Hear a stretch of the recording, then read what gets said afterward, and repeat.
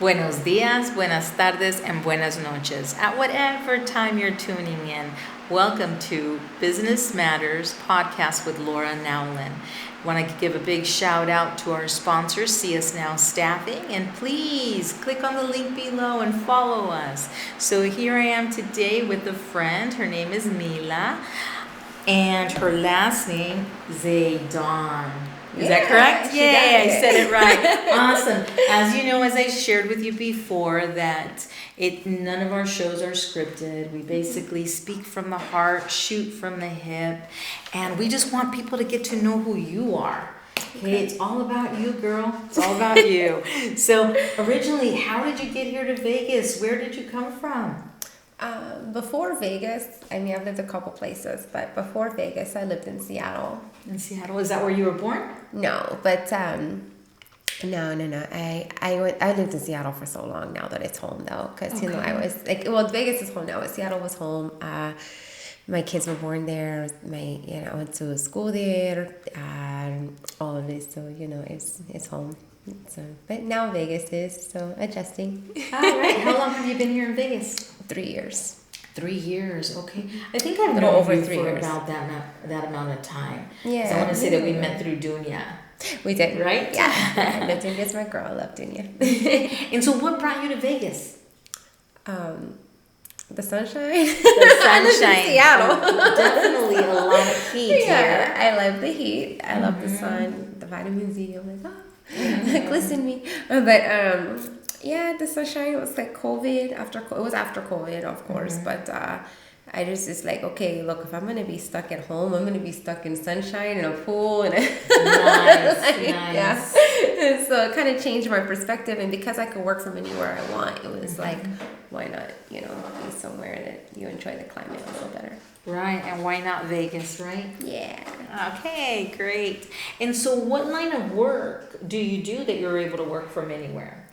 I do go into an office right now, Okay. because I work also with a commercial real estate company. But from just what I do specifically, I do a lot of business consulting, business funding, protection, not just for businesses, for families, legacy protection, asset protection, things of that nature. And so when you say lending, is it then business lending for commercial properties? Go into details if you could on that. Business and personal. Okay. You're going to get more of the business than you are from personal. That's why it's always good to, have some kind of, even if it's a home business, have some kind of LLC or something of that nature established so you can, get into that pool, if you will. Business funding, I go anywhere from startups all the way to jumbo loans, developments, non-government. I do for-profit, non-profit. I also have a foundation, so I could work foundation to foundation, or trust to trust, things of that in family offices. So we go from that level spectrum all the way down to I'm just starting up. So it's a wide range. So I'm sure there has to be a real interesting story on how you even got there. How did you get there? Right? Oh my, let me think. So I worked for Citigroup years ago, and so I did financial advising with them, and and I did my licenses and my insurance and securities licenses and what have you. So I had an interest in the, a financial market, and then I worked in marketing and things of that nature, and Boeing and a design firm and just different things of that nature. And then I expanded upon that when I was doing consulting, because my father owned businesses, I owned businesses, and I just always knew business. And so people would come to me and be like, Mila, can you help me set up my company? Or can you help me set up, just even friends, like, how do I do an LLC? Or how does basic things? Yes. And then it was like, okay, I'm constantly helping people with this stuff. So then it started with that, just a consulting of here, okay, I'll show you how to start your business, or how to protect yourself, or how to market, or how to do things of that nature. And then it progressed from there, because I knew the financial spectrum and different friends of mine and different connections, and just kind of, and then I just knew different people. And then I got put back in government work, because I worked with Boeing Defense and Security for a while, and then it put me back to government contracts.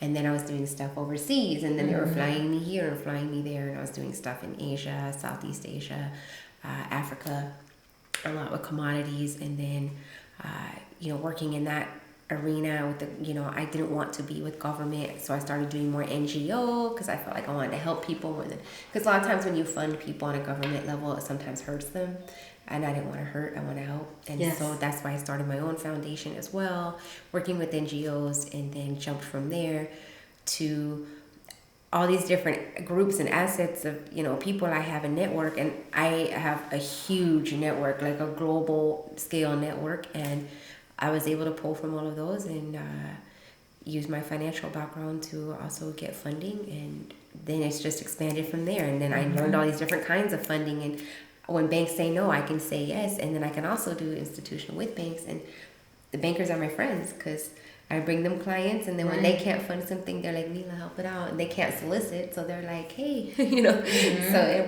it works really well, just having my network and expanding upon it.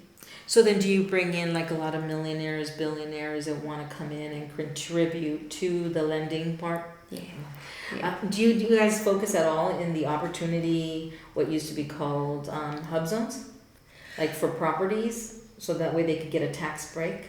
I haven't worked in that particularly. Okay. But it's something I would be interested in learning about.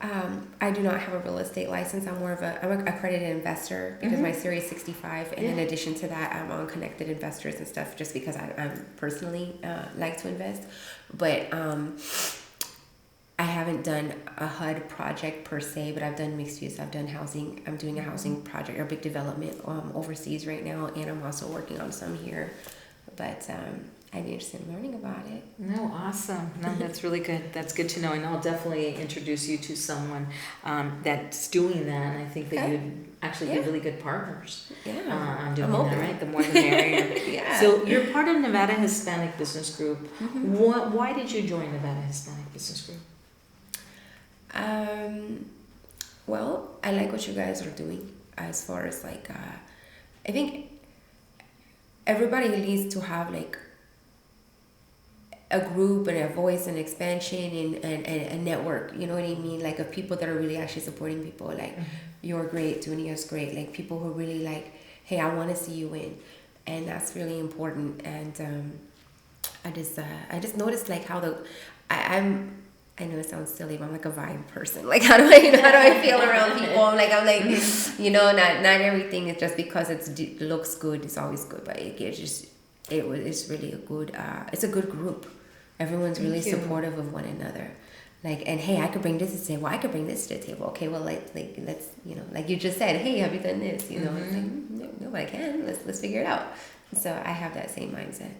Yeah, I know that when I first got here to Vegas, and this was 19 years ago, I know that the state in our city, I guess I had to say more of the city, Las Vegas, Nevada, because we have so many transit people that come in here and leave, we're not that friendly, right? we tend to put up our guards because we don't know, right? If we can trust the person.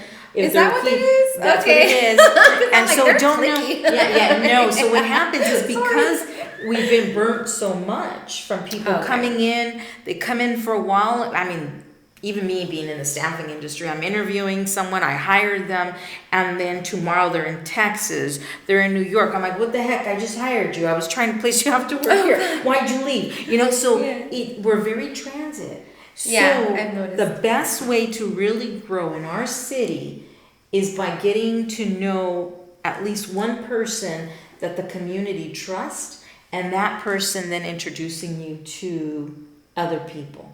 Because then we know they've already vetted you. So I met you through Dunia. Right. Okay. And so then our relationship is growing. So I'm really glad that you joined Nevada Hispanic Business Group because we really want to see everyone thrive. Absolutely. Because if everyone thrives, then we all thrive. It's like we can all thrive together, right? And Vegas is kind of a small city. It's a big, small city. Because you know what? I've noticed, like, I've only been here for like a little over 3 years, and like, or something like that. Maybe it's been 4. No, I think it's 3. But I've noticed that like it's always like I see somebody all the time that I know, and whether even like, and even the politicians are really nice. Like I've gotten to know different people, and on different political spectrums, and other foundations, and instead of it being like it's not competitive, like I'll buy tables at their events, and they'll be just like, you know what I mean? And I support their galas, and they support my, like, it's more like a, hey, I have you, like, you know, they call it Sin City, but it's actually, I've noticed a lot of warmth and a lot of, like, real supportive people. Maybe I've just been lucky or really blessed, because people have been really good to me, actually. Oh, good. No, because if you pretty much take away the Strip, you have a very small town. Yeah, I know. From one mountain to the other. Like, yes. And so, if people that are watching us, what else do you want them to know about you so they can get to know you better? I would want people to know that I genuinely want to help you. My intentions are good to help people.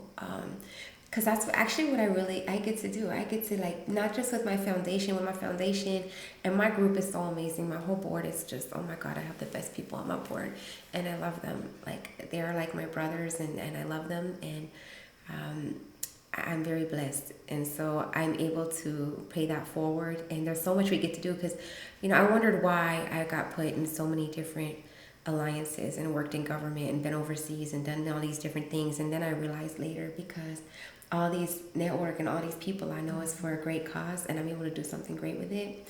We just started our research and development land, so we're able to, like, you know, test out ideas and different, you know, and I get to help fund those ideas. And so on the nonprofit, I get to do those things, like the fire retardant paint, the atmospheric water, all these different things. But on the for-profit side, I get to help people's dreams come true. Like, I get to help fund your dream, you know what I mean? Or maybe you don't know which way to go, and I could say, okay, you don't have to reinvent the wheel. I can help you with a cash flow business. I can help you read through this, or I get to get you funding or get you a line of credit. I've had companies that are ready to shut down, and they're multi-millionaires, but they just had something happen, and I'm able to get their accounts receivable or equipment, or I have so many different tools I could use that the average funder can't use. And when they say no, I could say yes. So I could either save your company, build your company, and then I can protect you, setting up your family trusts, your family offices, so that, you know, and if I do put you in a different tax bracket, now I have to protect you in a different level. You know what I mean? I can do that too. So I don't just leave you. I don't just say, here you go, and here's the interest rate, and you're done. I stick with you, and I'm going to protect you, and I'm going to help you. And I have a whole team of amazing people behind me that have the same heart and the same spirit that actually want to help you. And every step, because you're going to go through different steps, and I can help you through every step. And I don't want anyone to feel intimidated or feel like their project's too small or feel like their project's too big, because I have the team that can do all sides. What is the smallest dollar amount that you're able to fund? And then what has been maybe the largest that you funded? The smallest, we usually are over six figures, but okay. So 100,000? Yeah, it's usually not less than 100,000. I think one time I did like 50 grand, but that's really rare. It's usually over six figures, being bare minimum, because we're usually going like all the way up. But you know, I don't want people to feel intimidated by that, because again, I'll find a way, you know, there. And if we're not there yet, I'll help you get there. Okay. That's why we have the credit programs. That's why we have different stuff. We'll get you there. And so, and then what was the other question? I apologize. What was the largest amount that you funded on a project? Are you able to share that with us? Over 50 billion. So large. Very large, yeah. Huge. Very bigger, like, yeah. So, but those are more like government level or big developments.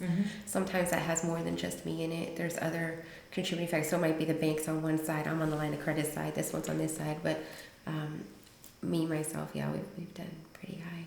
Yeah, that sounds huge. And so then you're the one packaging it, bringing in all the parties together to make sure that it gets funded then? Depending on the project, but a lot of projects, yes, I will be. My guys always call me a master structurer, and I humbly, that's a nice thing to say, but I'm pretty good at structuring. I've been around it for a while, so I'm pretty good at figuring out, okay, we need some of this, or what about if we did this or that? Like, my brain can see it, like, you know what I mean? And because I've been in this game for so long, like, I could really kind of be like, okay, what if we did this, what if we did that? And then, you know, again, I have this amazing team that, like, things that I don't see, they'll see. You're like, that's why it's just your team. Like, you have the groups, like, you're able to, like, oh, I didn't even think of that. Okay, yeah, let's try that. Or you know, we could pull rabbits out of hats. So, yeah. Awesome.